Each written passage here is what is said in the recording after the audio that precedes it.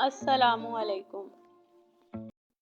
جو شخص اہلیہ کے لیے گاڑی کا دروازہ کھولے، جو اہلیہ کے بیٹھنے کے لیے کرسی رکھے اور جو اہلیہ کی سہولت کے خاطر کبھی بچے سنبھال لے، غرض جو بھی شخص اہلیہ کا کسی کام میں ہاتھ بٹائے وہ کمزور شخصیت کا مالک کہلاتا ہے اور وہ بیوی کا غلام سمجھا جاتا ہے، جبکہ ہمارا دین ایسا نہیں ہے۔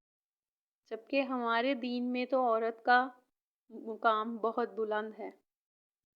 رسول اللہ صلی اللہ علیہ وآلہ وسلم اپنی اہلیہ محترمہ ام المومنین حضرت صفیہ علیہ السلام کے لیے اونٹ کے قریب بیٹھ گئے اور اپنا گھٹنہ مبارک کھڑا فرمایا۔